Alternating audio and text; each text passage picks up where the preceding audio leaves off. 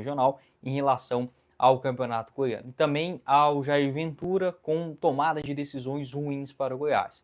Volto a repetir aquele mesmo argumento que eu tinha utilizado há uma semana atrás na Serrinha. O Goiás com essa postura não vencerá o Campeonato Goiano e vejo como natural a queda já breve, tá? Seja nas quartas de finais, no jogo de volta ou na semifinal. É um Goiás que tem medo dos seus adversários. Eu entendo que há dificuldade, é um jogo de ida, você tem que utilizar da estratégia também.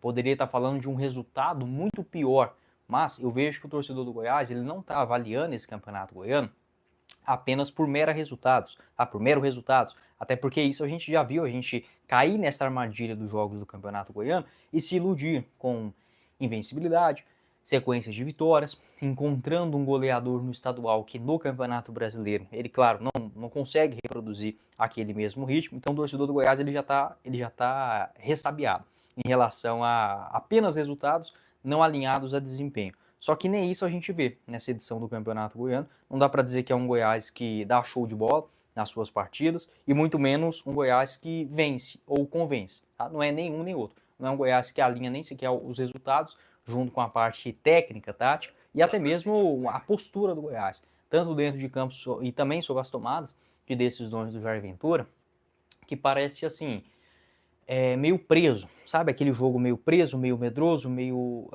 receoso de você tomar uma decisão equivocada no decorrer da partida e meio que perder o grupo, ou até mesmo perder um carinho de alguém dentro. Eu não sei exatamente o que pode significar esta falta de pulso firme do Jair Ventura. Eu entendo que há momentos que você pode tentar algo, não dá certo e recuar, como foi no caso das alterações. Só que uma mudança que estava clara, né? O Vitinho não rendendo por ali, você promoveria, agora sim, a entrada de um ponta com essa característica mais veloz, né? Sendo ele o Jajá ou o Hélio. Acaba optando pelo Zé Hugo, leva um cartão amarelo, o jogo já em reta final acabou substituindo o Zé Hugo e queimando o jogador. Isso aí você pode ter total certeza, o Zé Hugo, com o torcedor do Goiás, ele acaba ficando ainda em maior descrédito.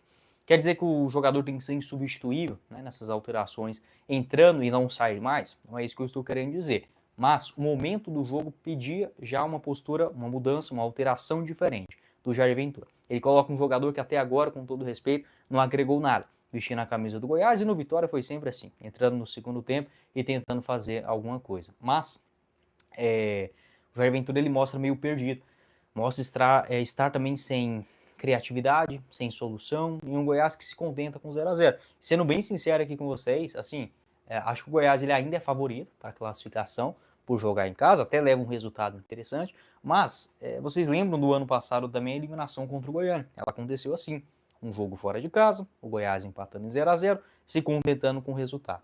O Goiás já tem esse histórico ruim da Serrinha, não é culpa do estádio, sim do próprio Goiás, que monta elencos fracos, não consegue ter uma coerência nas suas contratações e todo ano acontece a mesma coisa.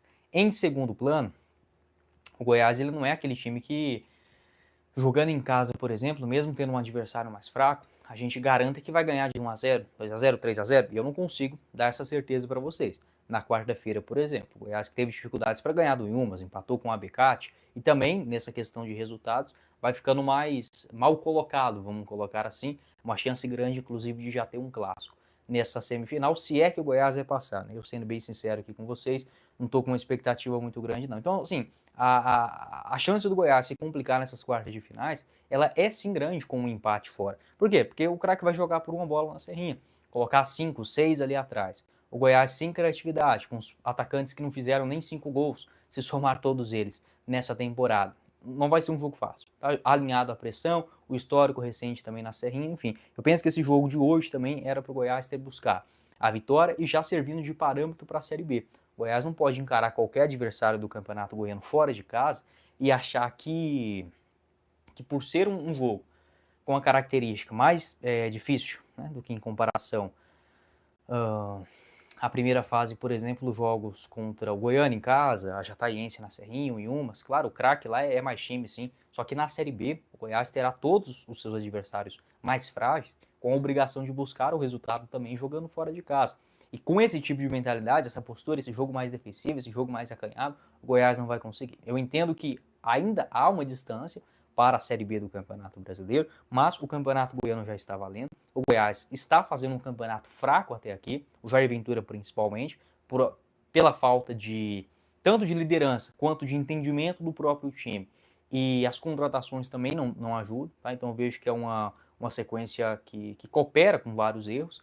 E um Goiás que também ele se encaminha de novo para ter uma grande reestruturação no começo da Série B. Então não tem como, apesar de estar ainda entre aspas distante, a gente não fazer essa dissociação entre o que o Goiás precisa agora para vencer o Campeonato Goiano e o que o Goiás precisa também para conseguir o seu principal objetivo da temporada, que é o título da Série B do Brasileirão. Então, por que uma coisa acaba intercalando a outra? Com o Goiás não jogando bem, não conseguindo avançar, a tendência do Goiás sendo eliminado, ocasionar de novo aquela mesma história, demissão de diretor de futebol, de técnico, de jogadores, e aí a gente começa uma Série B sem